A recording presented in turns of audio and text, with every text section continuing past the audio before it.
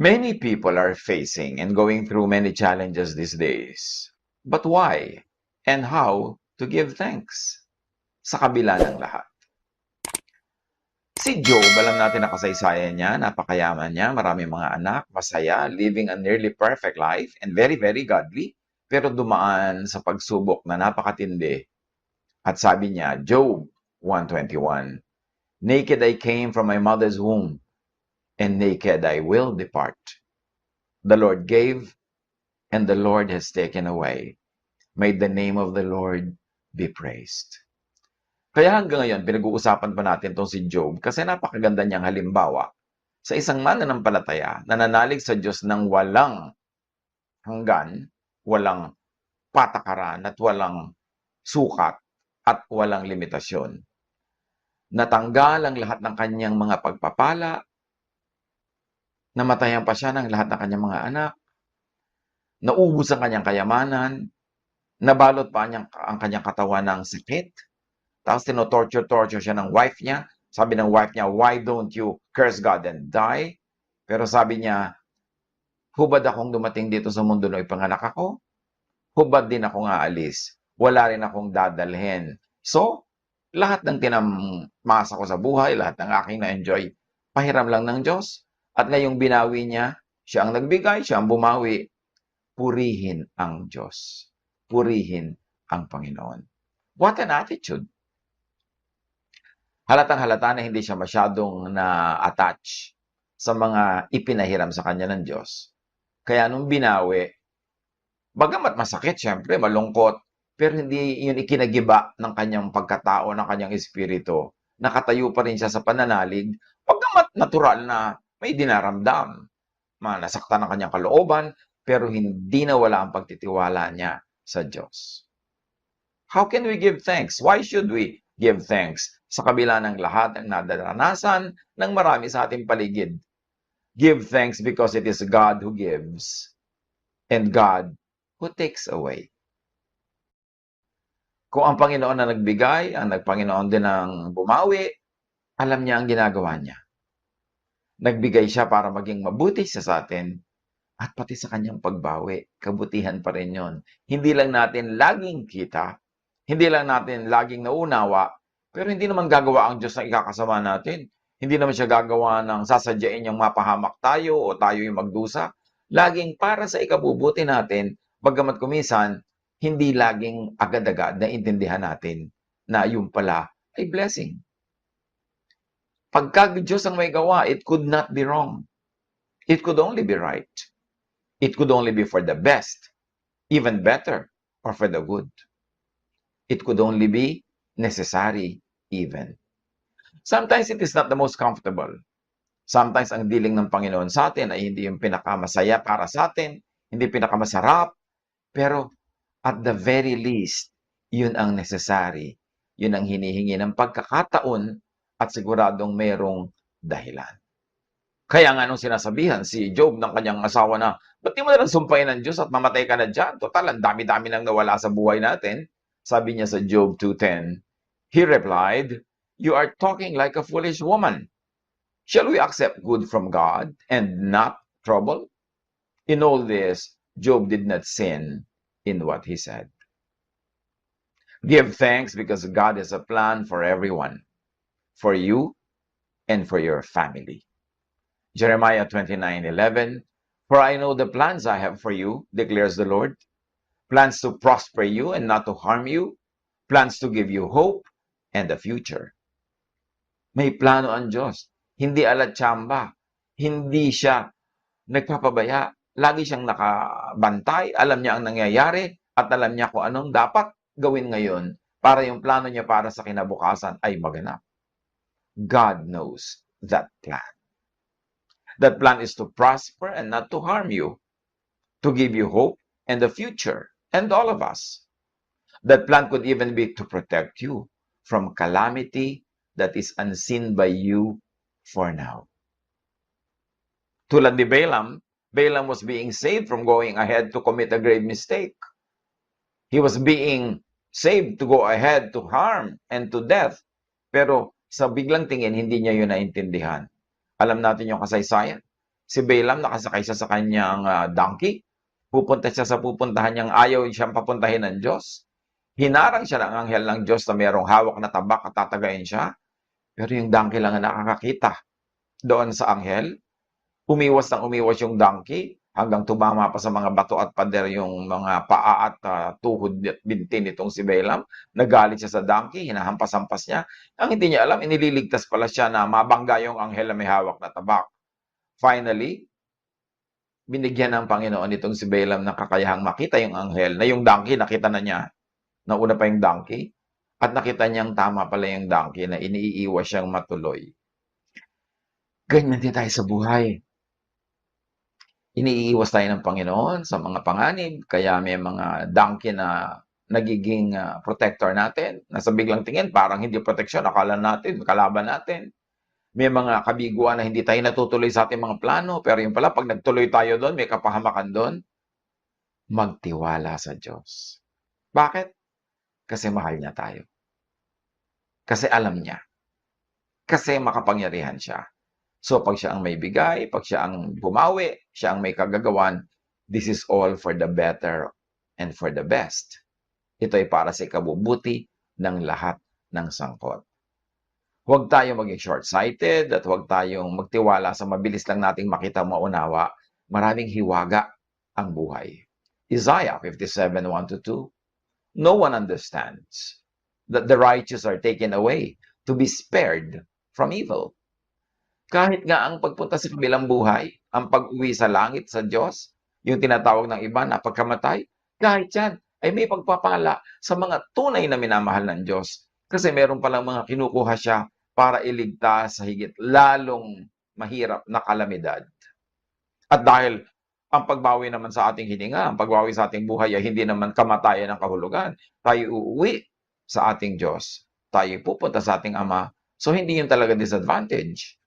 Malungkot lang sa biglang tingin ng mga namatayan, ng mga naulila, pero sa tingin ng Diyos, hindi yun dapat ikalungkot. Pero siyempre, hindi naman masamang malungkot ka kung ikaw yung namatayan, ikaw yung naulila, pero magtiwala pa rin sa Diyos. Because no one understands that the righteous are taken away to be spared from evil. Mas mapapahamak pa pala sila kung nanatili silang buhay dito sa mundo. Although ang nalagot lang naman ay lupang hininga, hindi yung hininga ng Espiritu. God has the best plan for everyone. God has varying and different plans for people.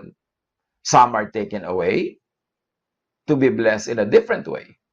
Some are kept where they are, also to be blessed. Maniwala, magtiwala. Kasi iba-iba naman ang itinakda sa atin sa iba't ibang panahon. Hindi tayo pare-pareho at hindi uniform ang diling ng Diyos sa ating lahat. But if it is God that allows, and especially if it is God that causes it to happen, then wait for the blessing. At kahit wala pa tayong makitang parang, nasa na, bakit nasa yung blessing? Yun lang hindi mo alam na iniligtas ka pala sa possible harm, yun ay napakalaking blessing. Makita mo man o hindi. Ano man ang mangyari, everything that happens is a blessing to those who love God and are called according to His purpose. Different dealings, but the same plan. For the best, tailored to each one. Kanya-kanya tayo ng detalye, pero isa ang general plan ng Diyos. But because, in most cases, we do not see the possible worst or worst case scenarios, we are usually unable to appreciate the deal that God gives us. Halimbawa, nagmamotor ka o nakasakay ka sa kotse na yung pala merong guguhong bundok at matatabunan ka kung natuloy ka doon sa iyong biyahe, pero pinigil ka ng Diyos. Sa bahay pa lang, nasira yung kotse mo, may mga nangyari, hindi ka natuloy, may pumigil sa'yo, hindi ka natuloy. Akala mo, napigil ka lang, hindi mo alam kung ano nangyari, pero yung pala, nailigtas ka sa isang bundok na guguho. Pero hindi mo na siguro makikita yun at malalaman pa, kaya hindi mo alam na blessing na pinigil ka, o blessing na pinatuloy ka, o blessing na dinala ka dito at doon. Pero alam yun ng Diyos.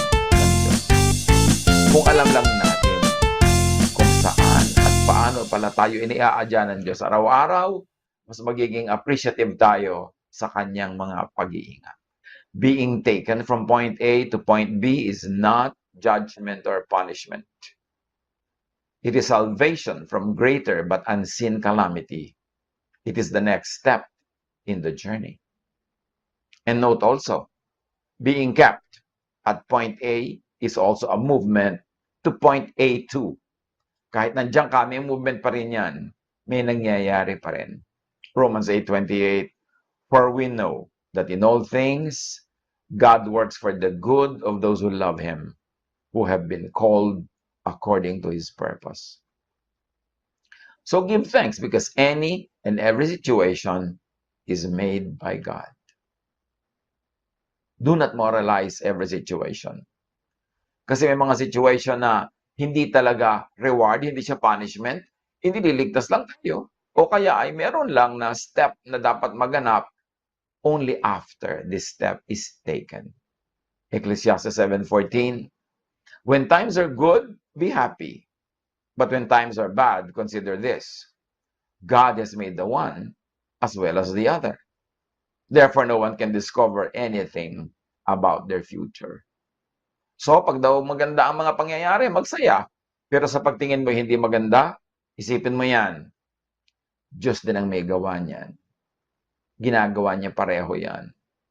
At yan daw ay ginagawa ng Diyos para rin hindi natin talaga ma-drawing kung anong gagawin niya sa atin sa buhay natin. So, lagi tayong aasa, lagi tayong susunod, lagi tayong mananalig, lagi tayong maniniwala. People do not know anything about the future, but God knows everything.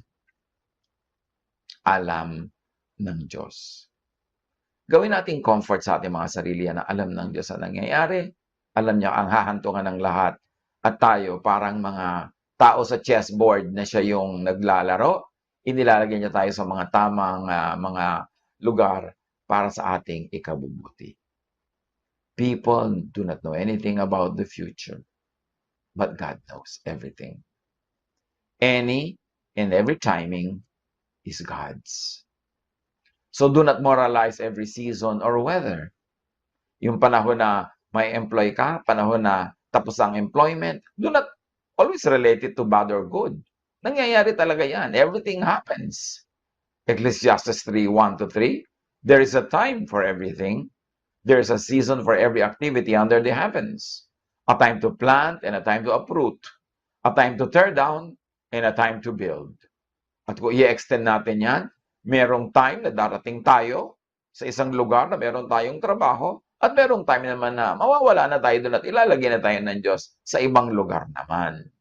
Merong time ng pagdating, merong time ng pag-alis, merong time na ganito at merong time na ganyan. Pero lahat yan, Diyos ang may takda. Being uprooted from point A means being replanted in point B. Hindi ka naman dinala sa ibang planeta. Meron lang ibang pagdadalhan. At kung ibang planeta man, kung kasama mo naman ng Diyos, why not? Basta ang mahalaga ay nandun ka living in the center of God's will. Being torn down from point A means being rebuilt in point B. Importanteng isipin natin ang mga bagay na ganyan. Huwag tayong masyadong maging attached sa ating present situation. No situation is permanent, but God is permanent. And God's love is permanent. Kung ating matatandaan si Naomi, to escape a famine, Naomi and her family uprooted themselves in Bethlehem to move and to be replanted in Moab. Then difficulties in Moab made Naomi uproot herself and Ruth, ang kanyang naging manugang doon, to be replanted again in Bethlehem. And back in Bethlehem, Naomi found new blessings. Iisipin mo, sobrang nang na-attach si Naomi halimbawa sa Moab, sobrang na siyang nasanay doon, pero umuwi siya. Dinala siya ng Panginoon pabalik sa Bethlehem, at in fact, pagbalik niya doon, mas maasenso pa ang buhay niya kesa nung dati, bago siya umalis. Hindi ibig sabihin yan na lahat ng babalik ay mas maasenso materially. Pwedeng yes, pwedeng half, pwedeng no, pero ang mahalaga, kung dinadala tayo ng Panginoon sa isang lugar, siya ang may alam. Maaaring inililigtas niya tayo sa calamity kung hindi niya tayo inilipat, o kaya ay may maganda talaga siyang plano, or both of them can be correct. Manalig, magtiwala, tibayan ang loob. But those who will stay under the same and move to rearranged and new conditions, thank God pa rin. So yung aalis, thank God. Yung mananatili, thank God. Yung nanatili pero may pagbabago ang pananatili, thank God pa rin. Pray for new forms of blessings. Pray for sight to see new forms of blessings. Sa Numbers chapter 22, makikita natin nga ang kasaysayan ni Balaam na kanina ay ating binanggit na aalis siya, pupunta sa isang lugar, pinigil siya ng Diyos. Hindi niya alam na Diyos ang pumipigil sa kanya, kaya pinagpilitan niya hanggang siya masaktan, hanggang siya mahirapan. Pero finally nalaman niya, Diyos pala ang may kalooban na siya ay mapigil, at least at that time. At nung nalaman niya yan, nag-surrender siya at nag-submit. Maraming ganyang mga kasaysayan sa ating buhay. 2 Kings 6:15-17. Ang background, si Elijah or Eliseo, sinabi niya sa hari ng Israel, ang kinalalagyan ng mga kalaban, kaya hindi nagtagumpay yung mga kalaban na magapi ang mga hukbo ng Israel. Nagalit siyempre yung mga kalaban ni Elijah at pinaligiran ng lungsod ng napakaraming kabayuhan. Nakakatakot dahil kitang-kita mo yung threat. Kinabukasan ng umaga, lumabas ang katulong ni Eliseo at nakita niya ang maraming kawal. Ang mga kabayo at karwahe niya kapaligid sa lungsod. Sinabi niya, Guro, paano tayo ngayon? Sinabi ni Eliseo, huwag kang matakot. Mas marami tayong kakampi kaysa sa kanila. At siya ay nanalangin. Yahweh, buksan po ninyo ang kanyang paningin nang siya ay makakita. Pinakinggan ni Yahweh ang kanyang panalangin at nakita ng katulong ni Eliseo na ang bundok ay punong-puno ng mga kabayo at karwaheng apoy na nakapaligid kay Eliseo. Dito naman, nakita ng katulong ni Eliseo yung threat, yung mga sundalo ng kalaban. Ang hindi pala niya kita, ay yung nakikita ni Elijah. Nanalangin si Elijah na ipakita rin ng Diyos sa katulong niya ang dapat sana'y makita niya para mapayapa siya. At ibinigay yun ng Diyos. Nakita bigla ng katulong. Ang dami palang nakapaligid sa kanilang chariots of fire. Mga anghel ng Diyos. Mga nag-aapoy na karwahe at mga anghel na nakapaligid kay Elijah para si Elijah ay hindi masugod ng napakaraming kabayuhan na kalaban. So yung visible enemies ang nakita ng katulong kaya siya natakot. Sa buhay din natin, baka mayroong mga visible threats na doon tayo nakatuon, yun lang ang nakikita natin, natatakot ulit tayo. Idalangin natin na makita natin ang spiritual eyes natin na maraming chariots of fire, maraming protectors na binibigay sa atin ng Diyos. Hindi lang natin nakita. So whether we see or not, what we should do is to trust in God. Because God knows His plans for us, God loves us, and God's decisions are always the best for us. Anong application ng mga pinag-aralan natin na yan sa kalagayan ng bawat isa ngayon? Humaharap ang marami sa atin sa maraming challenges. Yung iba humaharap sa mga pagbabago ng sitwasyon, pagbabago ng lugar, pagbabago ng details. Pero tandaan nyo, merong hindi nababago, ang Diyos. Ang kanyang pag-ibig, ang kanyang mga pangako. Yun ang panghawakan natin. Security is not in any place, but it is in the presence of God. Our well-being is not where we are employed, where we work, where we live, but if we live in the center of God's will. Maaring merong mga inconveniences, merong mga difficulties ang pag-adjust, pero lagi naman binibigyan tayo ng Diyos ng provision para mapagtagumpayan natin ang lahat ng dapat nating harapin sa buhay. Sabi nga ni Job, the Lord gives, thank you. The Lord takes away, thank you pa rin. Wala dapat duda, walang pagtatampo, walang mga kung ano-anong unnecessary negative emotions. Natural, may mga konting lungkot dyan, may mga konting concern, pero don't turn it into an anxiety. Because security is the presence of God.